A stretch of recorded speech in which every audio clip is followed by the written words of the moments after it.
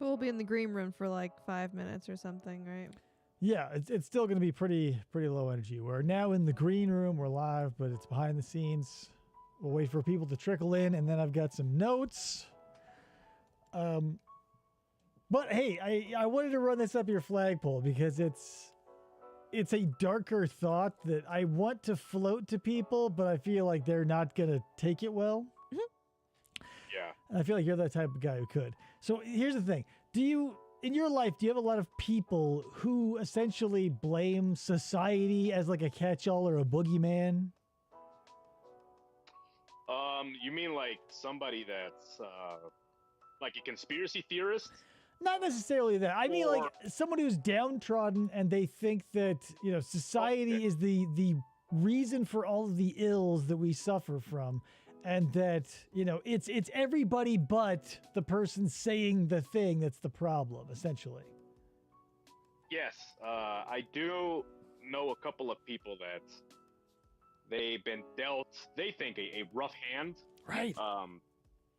They're, and they're black, and they think that they're not where they're supposed to be because of the color of their skin. And I tell them, like, dude, I'm Hispanic, and I'm pretty good in my life. And according to society, I'm below, like we're at the very bottom of the totem pole when it comes to race in this country. I mean, it was one of those things where they tell me, like, did you know that before 1965, black people were not allowed to have the newest books? And I'm like, well, were you aware that before 1965, Hispanic people were not allowed to go to school? Like, I don't know if you knew that. It's so, yeah. It's weird to think that, but that's the concept that I want to. It affects everybody. It's a victim mentality that everybody can basically cash in on. But here's the thing: like nobody looks at a couple of things. One is like when you're literally blaming everybody but yourself. Like, think of the implications of that. You're literally saying everybody walking the planet Earth today, umpteen billion people, like totally fucked and out of control, and there's one person who can save it, and it just so happens to be you, right? Mm-hmm. Yeah. Or whatever. Maybe you just want to move to a different country or whatever. But here's the thing. That very mindset at best gets you like a victim card that annoys your friends occasionally. But like literally every serial killer and mass murderer has had this as their like motto, right? Yeah, but what I say is, I mean, they don't listen, but I try to tell them it's like it's the way that you carry yourself. I mean, I understand that, I make a pretty good living. Hence, we're not live, are we? Can they hear? Yeah, we're live. Can Pretty hear sure. us? Yeah. We've been live for like 3 minutes. We're in the green room. Okay. So, anyways, it's the way that you actually carry yourself. I mean, yeah, in history, I mean, and I don't mean to talk about race, but being Hispanic, I mean, people complain about civil rights movement, 1965, and all that kind of stuff, and it's like, well, for the Hispanic community, the civil rights movement didn't actually take action until the 1980s. Like, think about that. Like, but what you don't sit around, you don't complain, you just move along. You carry on with your life. You don't let it affect you. I believe I'm successful, and I know plenty of people that are people of color that are successful. I think it's the ones that allow that to run their lives. Like they immediately are putting an imaginary weight on their shoulder. Mm-hmm. They're it's almost like they're swimming, and before they go swimming, they strap an anchor to their ankle, and then they're like, okay, now I can jump in. It's like, no, man, like don't let that bring you down. Right. That's like a majority of it, right? Like the majority of it is mindset, because if you legitimately look around and you take stock of your life and consider where you are, like in the food chain of society or whatever, there's always going to be what seems like an ocean of people above you, unless you're the 1%. And even if you're like mega rich, there's still like ultra rich people, and there's people who own islands and shit. So no matter who and where you are, you can always say that like somebody else is keeping you down somehow. Yeah, and all it is just I look at it as you're trying to blame somebody else besides yourself. It's almost like you want to give yourself a reason to fail, and it's not your fault. It's it's a it's sick. I don't like it. I mean, you get people in this country that say, well, this country's unfair and blah, blah, blah. And I'm like, if you can't make it in the United States, good luck anywhere else. I mean, we live in a great country where, if you don't work, you can get Social Security. If you're injured, or you have some kind of disability, you get some type of help. You get disability. Right. I think a lot of what we like overlook is like personal responsibility when it comes to like how we should be doing shit, because we always go, who's going to take care of me? Who are you, motherfucker, is my question. But let's, we've been in the green room for about 5 minutes. So let me get the show queued up here, and then we'll go live for the nice people. You're listening to FFOP Radio. Reach the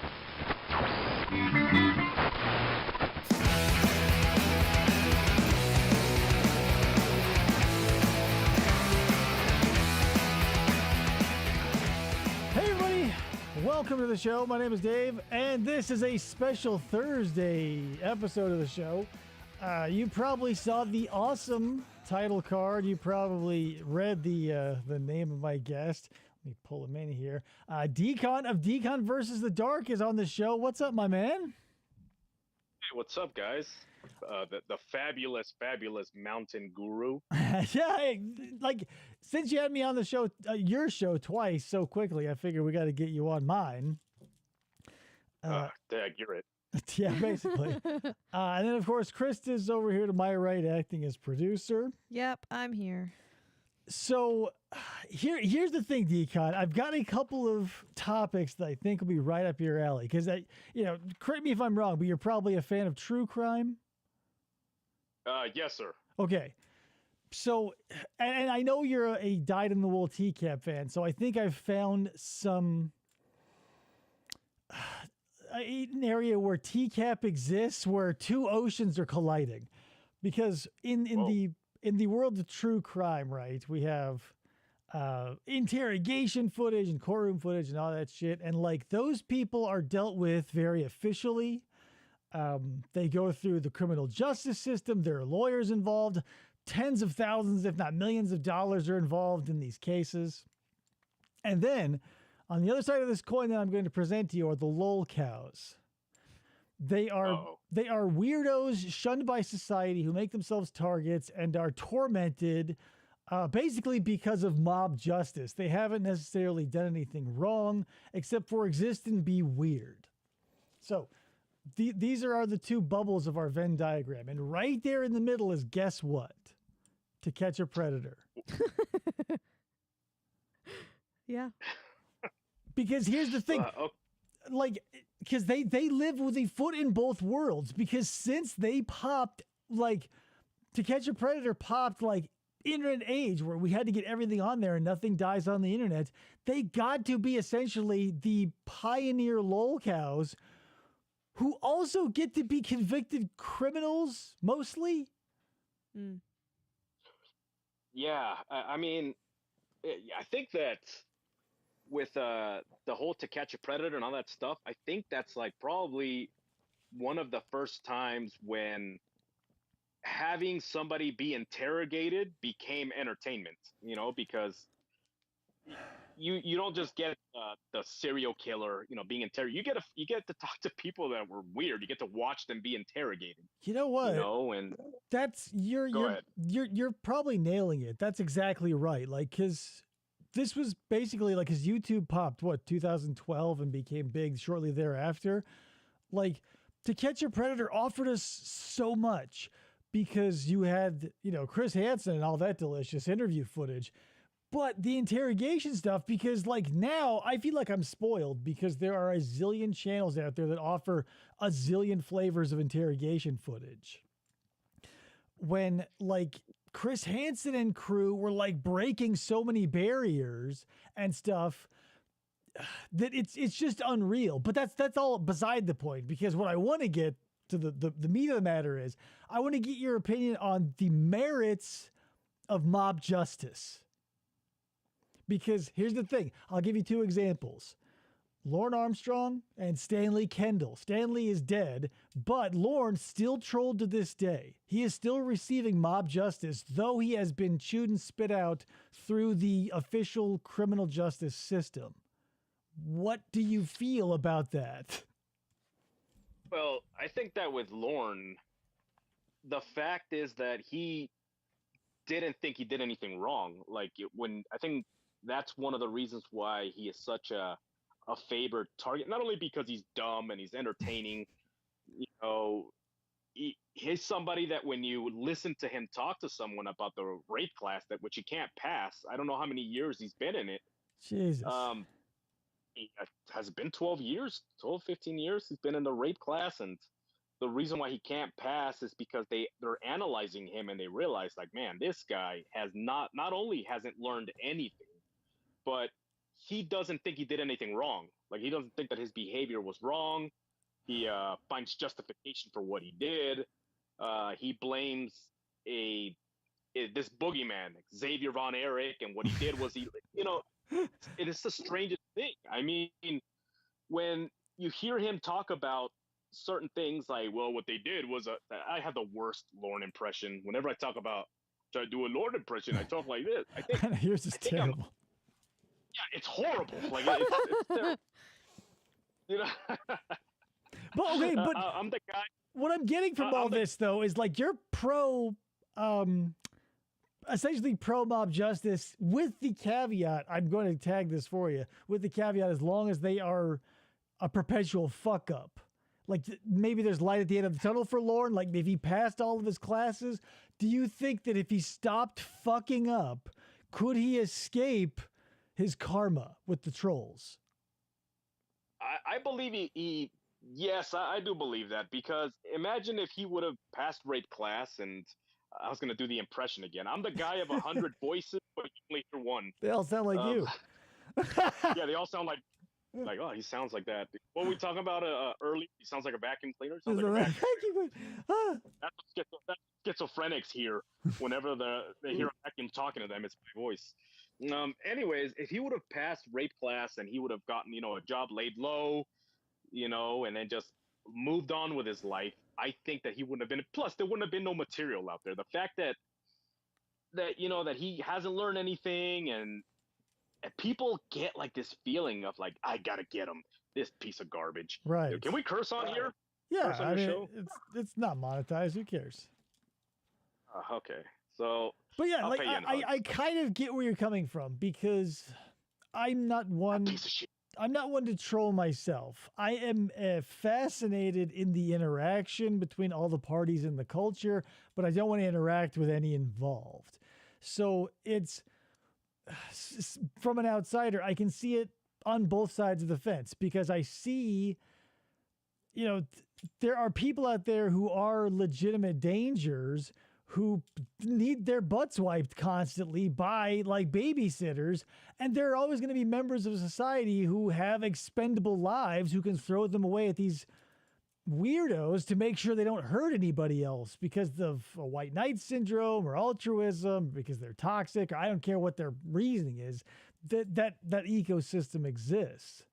So, but you bring up a solid point. If the lolcow / criminal stops offending and or doing all the things that they're doing to get milked, they probably would dry up and be able to regain society, barring a couple of weird options. Yeah, and here's what's interesting is that I always think that Lorne has the ability to fuck anything up. Everybody does. Not just. Well, I mean, okay, let me give you an example. So, the Lorne interrogation, when the police are interrogating him, because I know that on this show, you guys also love to listen to interrogation videos and all that kind of stuff. So, in the interrogation system in this country, they love using what is called the Reed system, or the Reed standard. The Reed technique. I love that shit. So, with Lorne, they were trying to apply the Reed technique, but they didn't really have to, because he was so dumb that he just confessed everything immediately. And then once he confessed everything, then he's like, I get an attorney. Yeah, can I get an attorney? Like after everything was done, and then they're probably like, ah, man, this is gonna be a boring interrogation because we can't even have fun with them because he's Well, giving us all the answers. that's how John Elliott was too. Like he thought that Catherine Reed was a counselor. Like he was willing to he's one of those ones where I feel like he was catfished and grabbed something that even remotely fit into his weird wheelhouse because he just felt like everything in his life sucked every ounce of happiness out of him. Like if the person you have to open up to is Catherine Reed of the Kentucky Bureau of Investigation, your life is 110% fucked. And okay, now I'm going to say something controversial here. Sure. No, it's not not racist. Okay. You kind of clenched up. You're like, oh. No, I'm not a fan of the Reed method. Or the Reed standard of interrogation.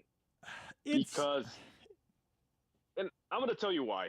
Okay. So, in the Reed standard of interrogating, you're not looking for the truth at all. You're not looking for the truth.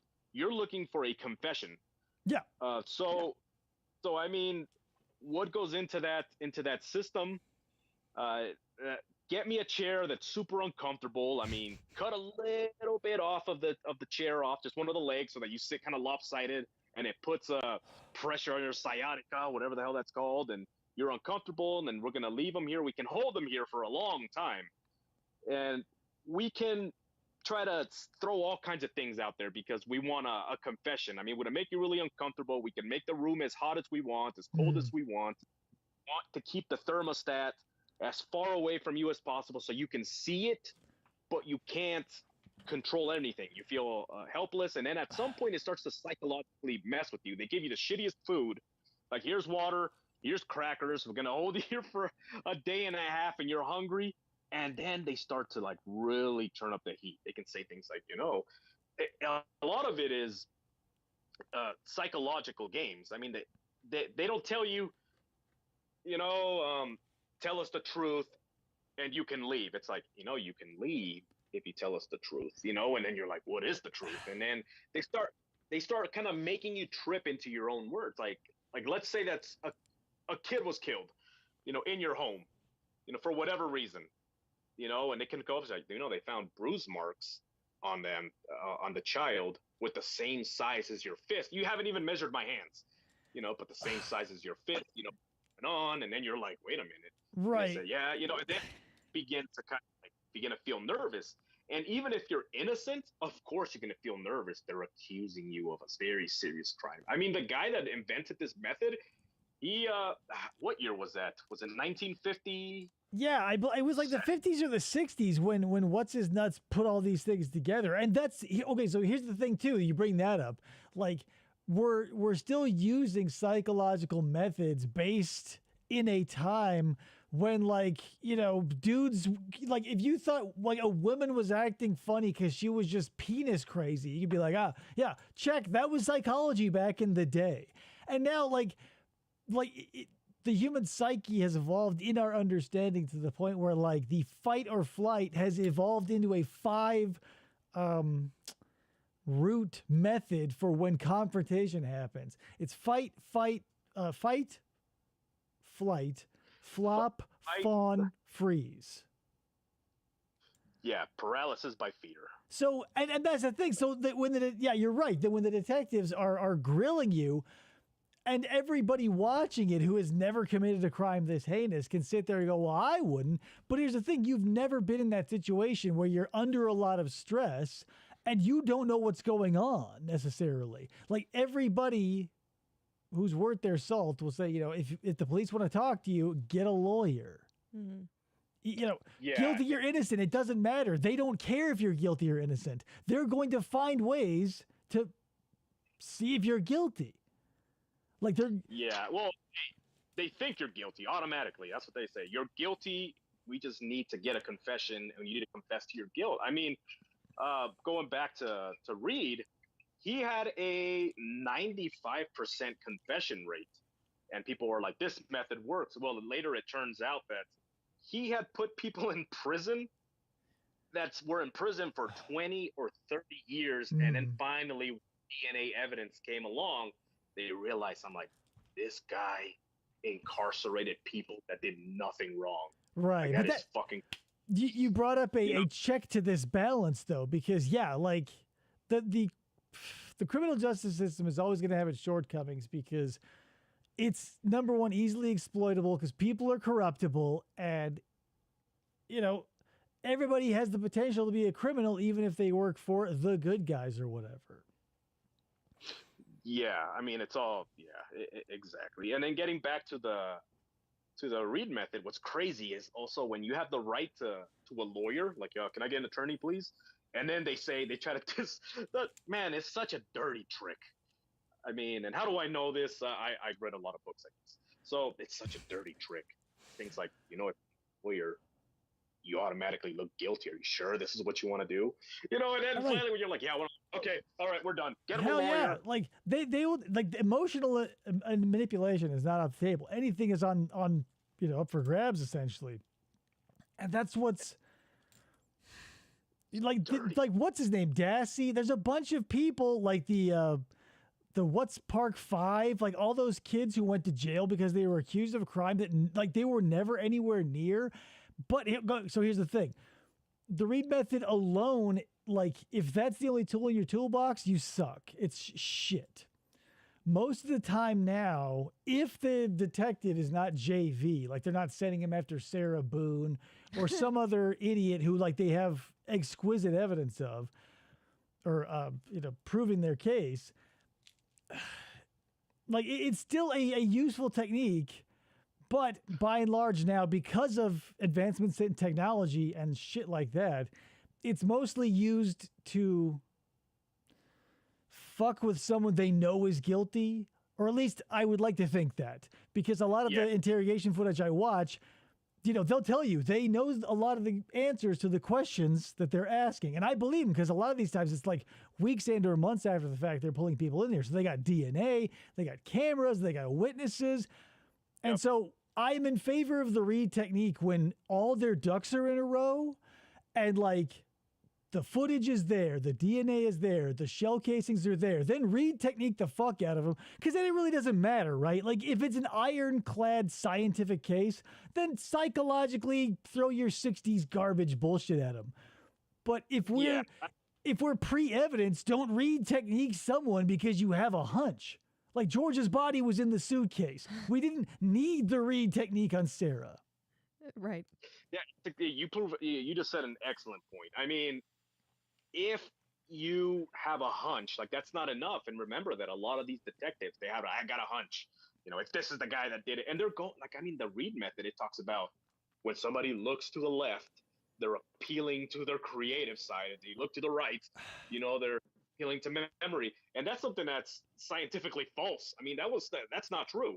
There are so many like pseudo-scientific, and that's why there's so many. I like to remind people of this. Law enforcement isn't a science. It's a fucking hocus pocus smoke and mirrors show. Because a polygraph test is like what? Polygraph is inadmissible. It measures your stress. And if you're being grilled by the police, I'd buy that. Sure, sometimes it works. But it's junk science.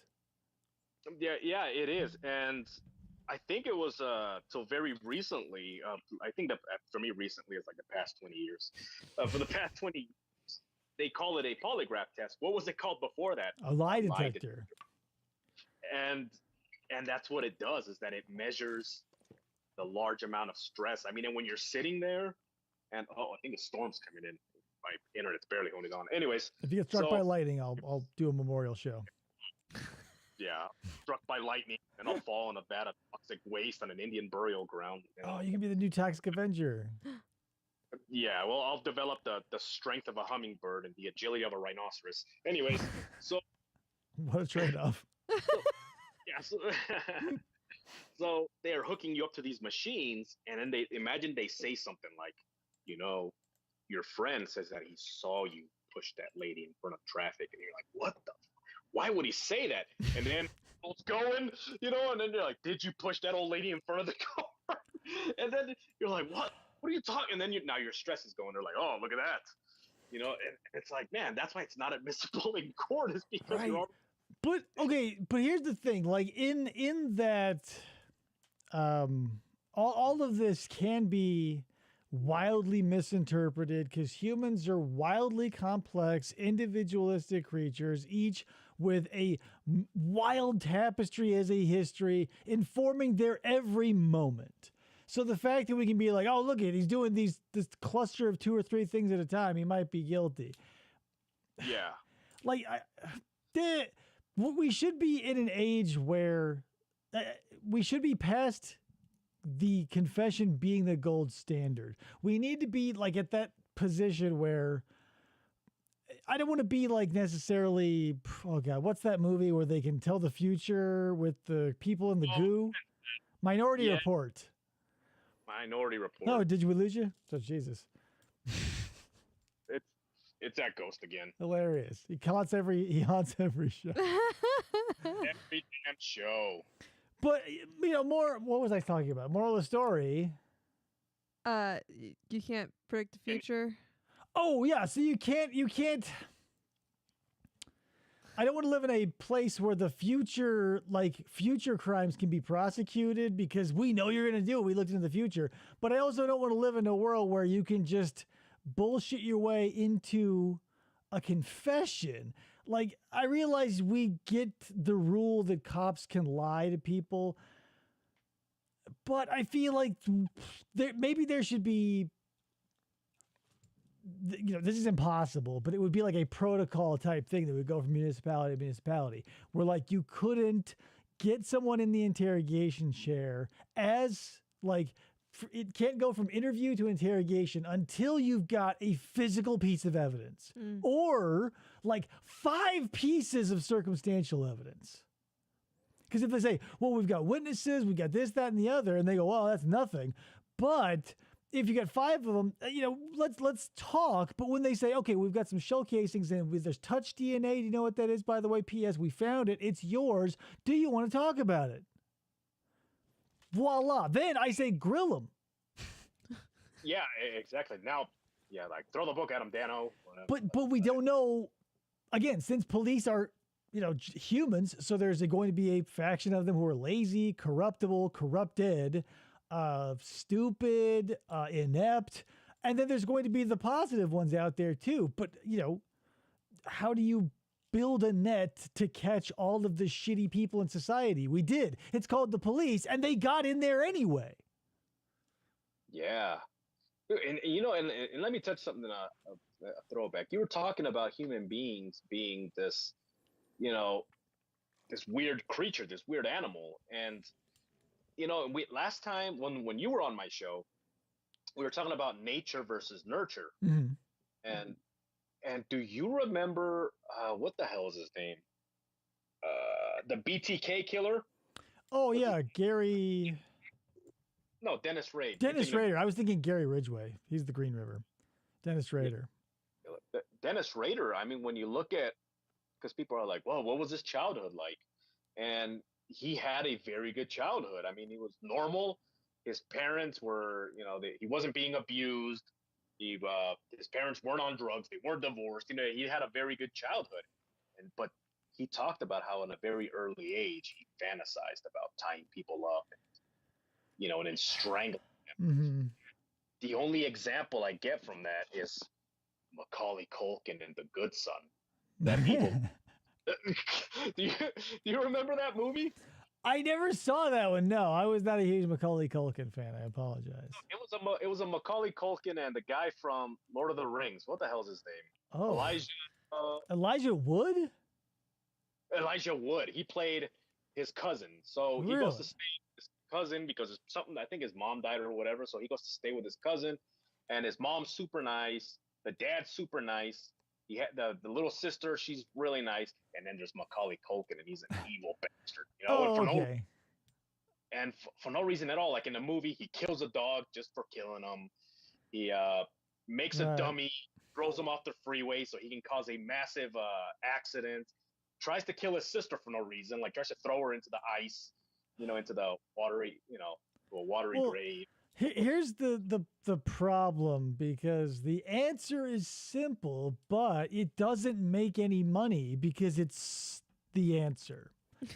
And you can't milk it. The answer is it's both, because you can have a totally healthy, physically, structurally sound human being that is naturally normal, media, whatever you want to call it, a middle of the road human being that is treated so badly that they snap and go bananas. But there's also instances where something doesn't form right, the chemicals don't mix right, there's something, and there's nothing that can be done behaviorally to fix that. And what mixture is each person, you'll never know, but it won't stop people from going, well, is it nature versus nurture? It's fucking both. It doesn't matter if it's 80% and 20% or 50-50 or 90-10. Like, Dennis Rader killed a lot of people. If we find out the magic mixture of what made Dennis Rader a fucking monster, what do we do with that formula? It just works for Dennis Rader. Yeah, and or Macaulay Culkin in The Good Son. Or Macaulay Culkin. Yeah. But yeah, with Dennis Rader, I mean, and it was just so weird because even as an adult, he was treated super well. And yeah, it could have just been somewhere down in his DNA. There's a book called The Sons of Cain, and it talks about serial killers throughout the ages. And people were always asking the question, it's like, is there something wrong with our DNA that there's more serial killers now than there was in history? Well, there's two things. One is now we have more knowledge of when people are murdered, and number two, there's more victims. There's more people around now than there was back then. Right. There was a lot of people back then, but there's a lot more now, so there's a lot more potential victims. And that's sort of, I mean, that's not just sort of, it is true of everything. The more a population increases, the more its subsects are going to increase. Like if you've got 1 million people and 100 of them are serial killers, and then you release them on a planet, and then you had 6 billion people. How many serial killers are out there now? Like proportionally, it's going to be bigger, but it's going to be about the same because, I mean, it would have to be an insane, like, because basically if you want to, whatever statistic you want to check, the FBI says there's between like 24 and 36 active serial killers in the U.S. at any given time. Yeah, well, right now, I think there was a total of 30 yeah. that are. But okay, so yeah, that's a huge number, right? 30 fucking maniacs like out there that are confirmed serial killers that like the MO links them together, whether we know who they are or not, right? But how many people are in the U.S.? And ratio that a little bit. And it's not as scary. Yeah, crazy shit happens and it's fucked up. But you shouldn't walk around looking for one of those 30 people in one of the 300 million in your state or city or whatever. You want to be. There was. Sorry, go ahead. You want to be aware, obviously. Like, don't just like walk around with blinders, because people who walk around with their fucking eyes shut get got. Like, keep your 6 covered, but don't walk around and be like, that's one of those 30 or whatever. Yeah, and I mean, and what you said about how many psycho. What's interesting is they conducted a study. And they took people that were in prison for murder and people that were in there for serial murder, and they gave them a whole list of questions. Mm. And then they interviewed people like CEOs and companies, employees, all kinds of different people, and they all answered the questions the same way. So they're saying there's a lot more psychopaths out there than we thought, but they're not acting on it because it's almost like a number game. Right, because they're on the spectrum too. There's a guy out there, he's famous. If you go to YouTube and type in pro-social sociopath, this dude will pop. Allison Marie Armstrong. I don't remember the guy in Oklahoma. Is it a newer case? I'm trying to get. I'm absorbing a lot of stuff recently to try and find new interrogation footage. So if I'm missing the Oklahoma City. No, it's this. It's the guy in Oklahoma that they found 5 teenagers' bodies on his farm, and apparently like 5 teenagers went missing, and nobody links this any sooner than now, I guess. Well, here's the thing. Yeah. Well, I thought you said Idaho. I'm joking. Oh, here's the problem. Even though every fucking case where this happens, at the end of the forensic files, or the cold case files, or whatever thing that we go at the end of the rainbow of, they go, and that's why we learned that these municipalities needed to have an interconnected way to share data. But apparently that has to happen to literally between every municipality before we wise up as a species to be like, hey, guess what? If I go, like if I'm in this county, the county I live in, right, and I cross the county line and commit a crime and I come back, the police where I live won't know I did it because I'm out of their jurisdiction. Like, right? All you gotta, like, hold on, say what? Yeah, I'm in the dark. Or my brother. Oh, He's like, oh, why are you in the dark? I'm like, I don't know. channeling ghosts. Having a Yeah, seance. he's flipping the switch. I'm like, yeah, no, it won't turn on until the show's over. Yeah, but that's like that's the thing. It's still out there to this day. Like if you can cross a certain municipal line that's imaginary, that let's say, you know, here in Arizona we've got Chandler, Mesa, Gilbert, all the great big, you know, Phoenix, all the big cities. Do they talk to each other effectively? I have no fucking clue. I would hope so because like you know, for example, we had some serial killers here back in the early 2010s, the baseline killer, and then those 2 dudes who were shooting people from their car. Oh, the I-10 people. Yeah, the I-10 shooters. Mm-hmm. But the baseline killer. Say what? You guys also had an Axeman that would hop from Arizona, would go to southern Utah, and it would go back and forth. And I don't think they ever found the guy, but they found a series of axe murders just bouncing back and forth. They thought he was hopping trains or some shit. Huh. I'm not familiar with that one. But yeah, that's the simple of it. Like there's a there's a bandit, like the Batarath bandit or whatever his name is. Like, you know, it was this epic story, and like nobody knew who he was, and like people would see him, and there was no tattoos, and they couldn't identify him. It was just because like he was Canadian. After scouring every single system in America that was fractured, which probably took a zillion man hours, there was still another link. Say what? Did you think he was Canadian? Yeah, it was just a Canadian dude. And they didn't know because he was on no American record. I could only imagine like the cops being like, what's that right there? Now, here's the thing. Yeah, here's the thing. If you want to talk axe murders, both you and Allison Marie Armstrong, are you familiar with the Rocky Rambo Waynam Cam case? No. Okay, so he is this little Vietnamese kid who loves video games and decided one day to walk into a Canadian Tire, buy an axe, and murder an elderly couple with that axe and some knives. Ooh. And why? Like, who? You know, watch his interrogation footage. I recommend it. It's fucking crazy. You know what other interrogation was actually pretty crazy? Whose? The Jim Rouch. Oh, fuck, dude. I love Jim Rouch's interrogation. I must have R.I.P. seen that stuff, that footage I've seen on multiple channels probably over 24 times. It's so funny, dude, because he was so drunk.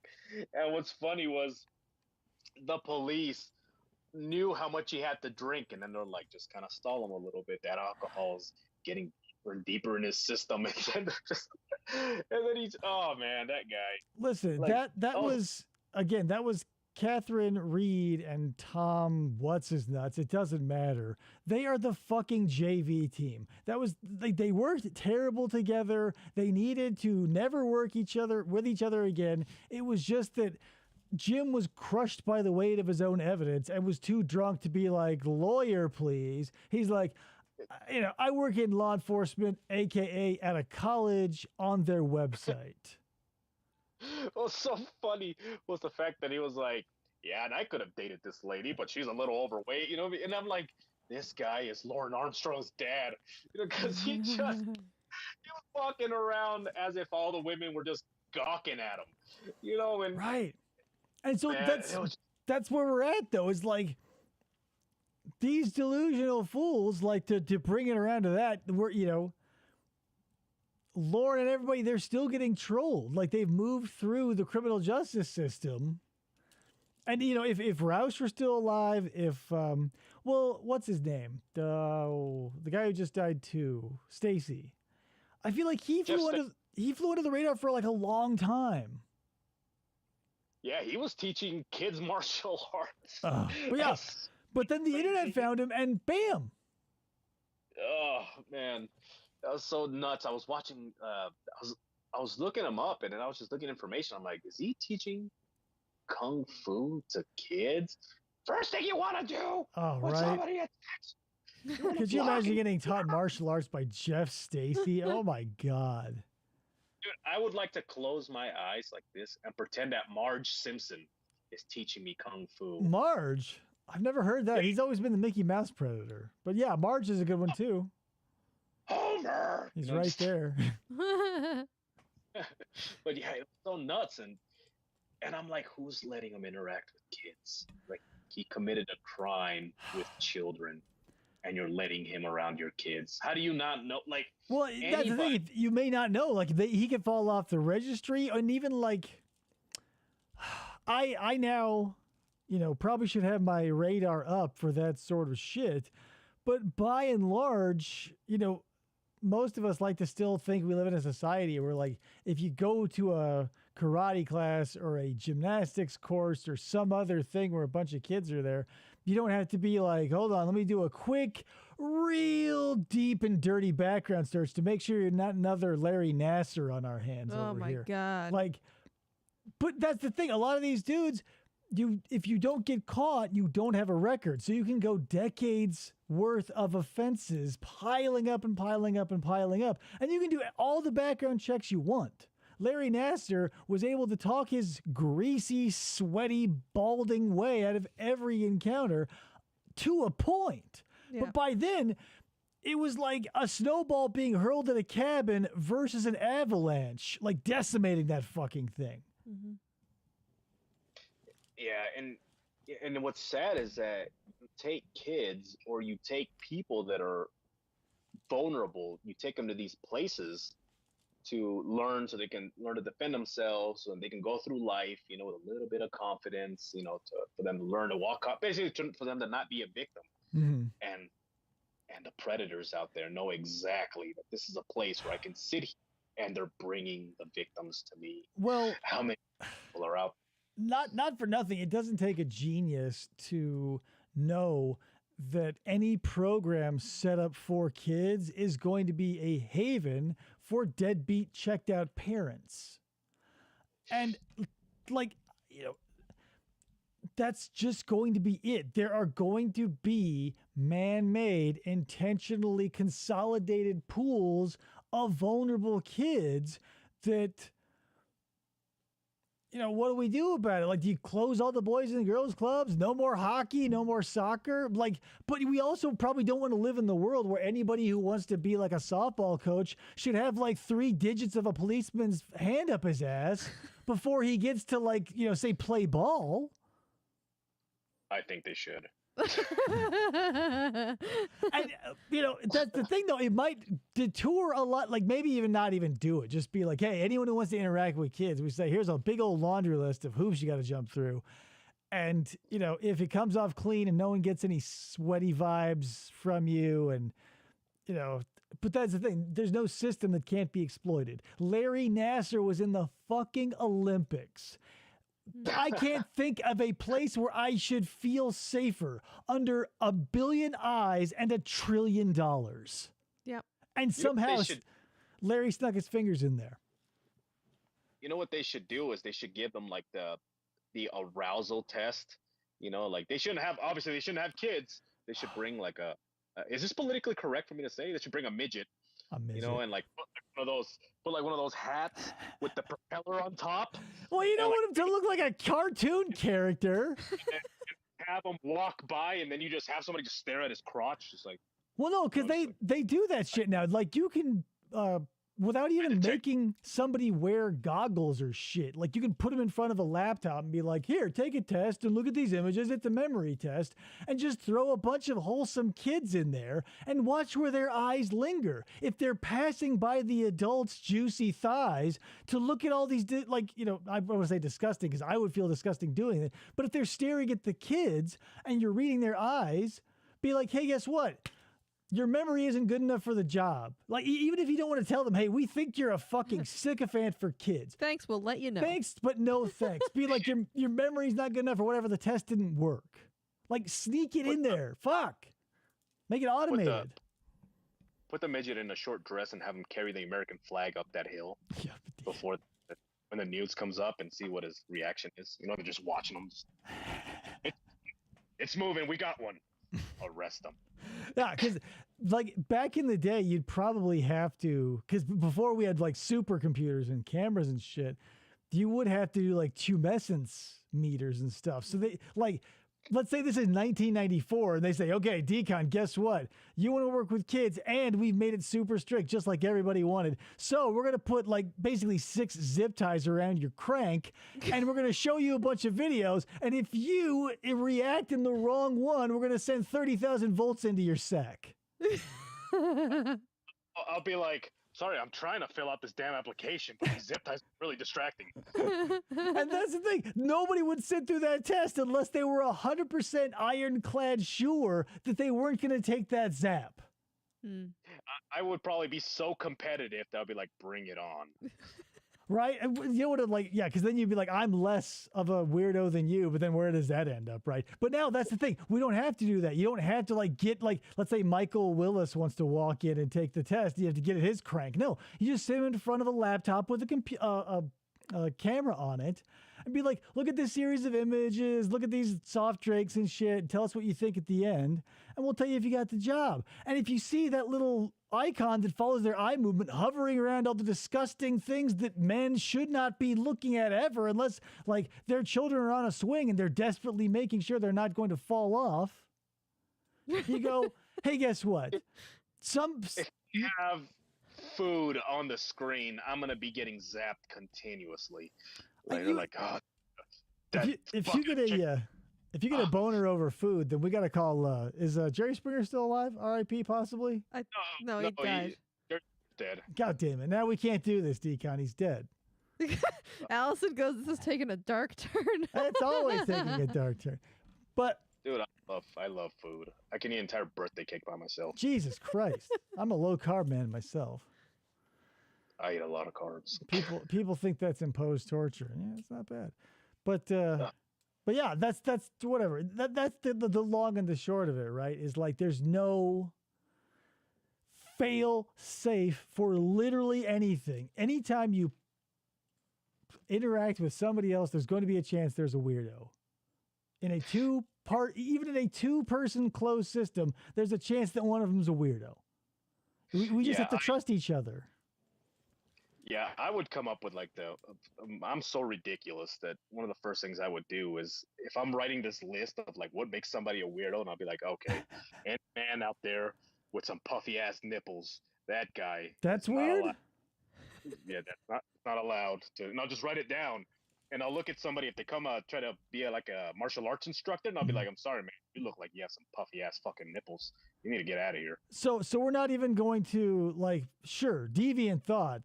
We'll just automatically lump that. But even like physical aberrancy, we're going to say like hammer toe, you're fucking out. Puffy nips, you're out. Like wrinkly knees, gonzo. Get out of here. Is that rickets? Or your legs not? Get out of here. Yeah, you got a flat old man ass with the flaps at the bottom? You're out. Out of here. Is that a midget with a propeller on his head? Get him the hell out of here. Yeah, hey, you're hired. LP, they call him today. Hey, what kind of dystopian society do you want to live in, Dkon, where we can't even, let our freak flags fly? Dude, I live in the mountains, so. Well, that's like, here's the thing. Wouldn't that be where here's where freakiness should happen, right? Like in big cities where there's a bunch of weirdos and there's a lot of culture going on. And in the middle of nowhere where you've got nothing else, because when it's cold, a lot of people in the Midwest and the North like to fuck because there's no reason to go outside.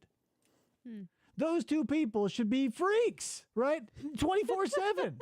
Because if you're going to be locked away 8 months out of the year under a blanket of snow, you're going to find ways to make that shit bearable. And if you're in the city, you're probably going to be in bars and doing all kinds of weird things with a bunch of weird and interesting people. And then you're going to be like dipping your chip in everybody's salsa. Instead, I'm over here in the wintertime, just like locked in, alone, just like writing a list like puffy ass fucking nipples. Oh yeah, your puffy nipple manifesto. I forgot about that. Like, you know, but that's the thing. Maybe find a like a safe weird place. Do those exist? I thought you were gonna say a hobby. Like that is my hobby. No, hobbies are great. Like we have enough hobbies already. But like, here's the thing. I'm. How puffy is a nipple? How puffy can it be? I had some weird experiences, all with males, by the way.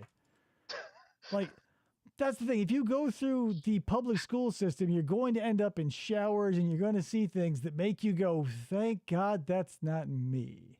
And other things that make you go, ah. You're like, why is that janitor showering with the kids? And why is he wearing a propeller? You see the janitor fully clothed in the corner, like his uniform is soaked from the shoulders down, and he's just moving the mop in a small semicircle. Just doing my job. What are you doing over there? And he's like, gay. Gay? I'm gay. Cool. Oh, man. That was odd. Yeah, but that's, you know, part of it growing up, too. You're going to see some weird shit, and apparently it's time to start sectioning those people off. Right? Hey, can you not play that sound ever again, please? I'm going to get shocked with these zip ties. Ah! You've already bought the device? Are you on Amazon? Throwback, sir. That's a 4-star review. Didn't shock my balls once, but the zip ties were a little tight. Oh, man. When I'm walking to a restaurant, people think I'm having a seizure. That's a huge machine. Were you like pushing it on like a shopping cart? I'm dragging it behind me, just bang. Yeah. Could you imagine? Like, I can imagine Dkon. He's got a tumescence monitor on him, fucking 9 feet of tube on his dong, pulling like a shopping cart with a big fax machine on it. He's like, table for one at the Sizzler.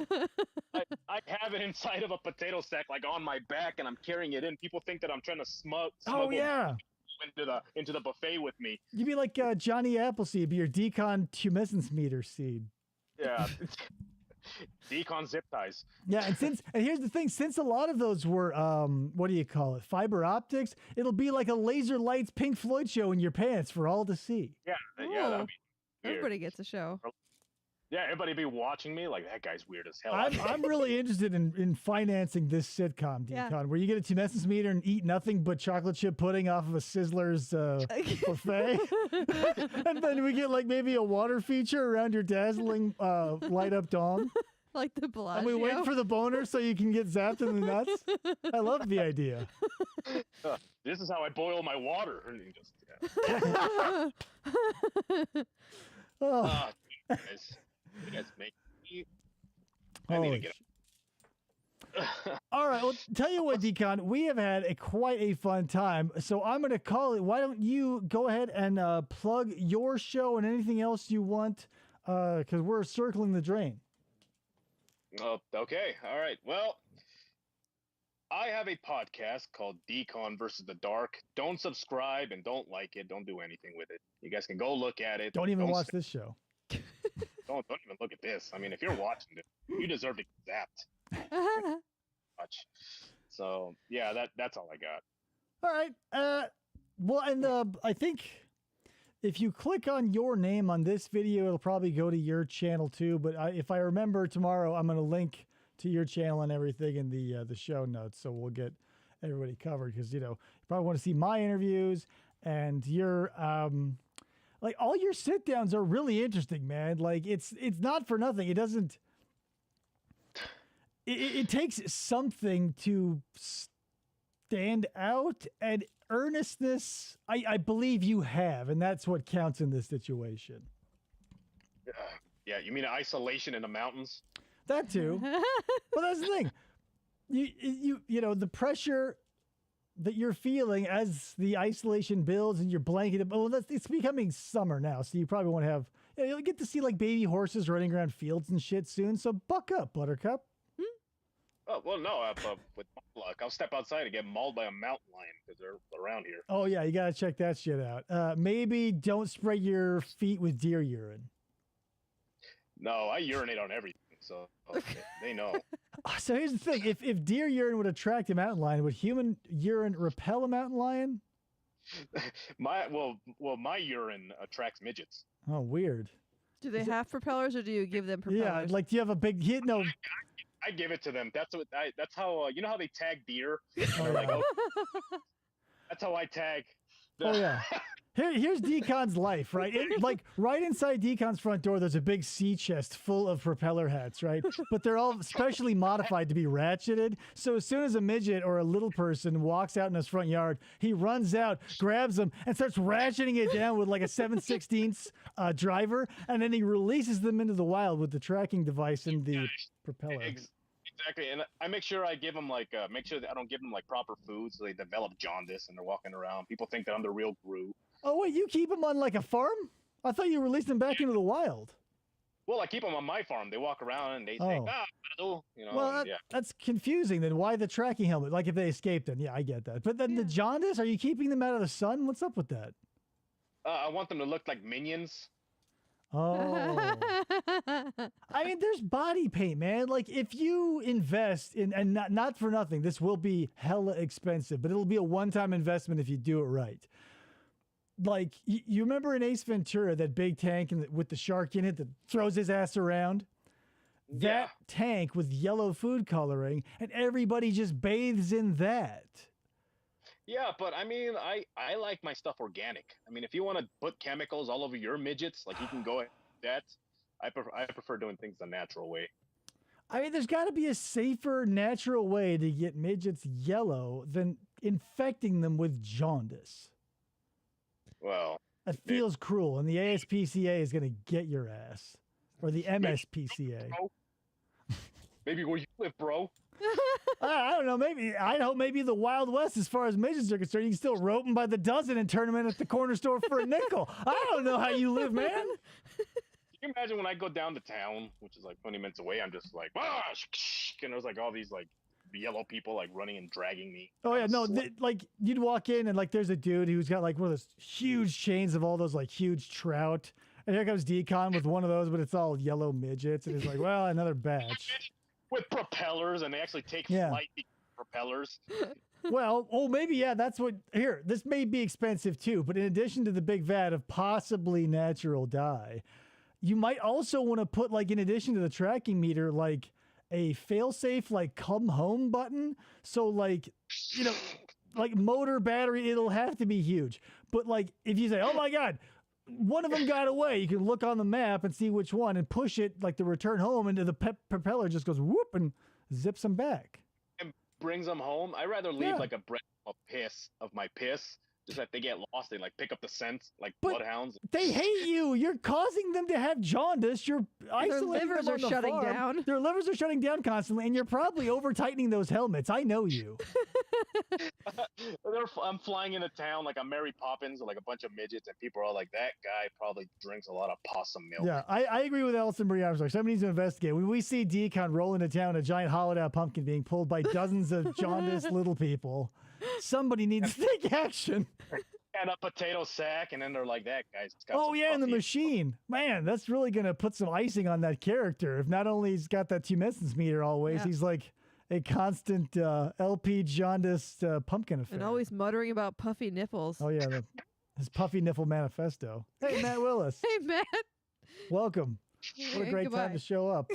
Hey, thanks for the interaction on the community post, man. Appreciate it. Oh, yeah. But yeah, wait. What? Thank you for that picture. You made me look handsome. I didn't do shit. I just snagged a still from your latest short. Yeah, well, it made me look like really good. I'm like, man, like It looks like I waxed my eyebrows. That's like me if I was gay. It's like, oh, Yeah, it's the I was version like, of on YouTube. I turned the clock. I turned back the clock, and I was like, "What if you were gay?" And this was 1992, and we were in the birdcage, and there you were, a perfect little birdcage at Dkon. My little Nathan Lane. Anyway, guys, that's it. I've got nothing to plug except for tomorrow we're doing that gross guy. the gross. Fidel. Oh yeah, Fidel Lopez. We're doing some Fidel Lopez interrogation footage. And then come Sunday, we're doing Marco Maurice Wolins with baked salmon. Whoop whoop. Where his uncut interrogation footage was released, so we're gonna go watch that. Oh, okay. When you guys said that gross guy, I'm like, no, that's today. That's live. What's happening right now? This guy's a bit grosser.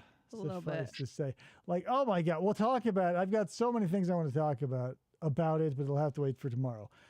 Anyway, guys, that's it. Dkon, man, thanks for coming on the show, brother. I appreciate it. Thanks for having me on, man. This was fun. Except for the haunted attic. But Yeah, except for the haunted attic. Hey, you've only been haunted 2 out of the 3 times we've interacted, so that's actually still pretty terrible. I'm blaming you. That's 66% haunting. 2 out of 3 I ain't bring bad. to your studio. What song is that? But it is bad. It's been 2 out of 3 if they're good is good. Yeah, but if there's a you're song. haunted twice, it doesn't matter what the song is. We're going good night. Good night, everybody. And anyways, good night, guys. Bye.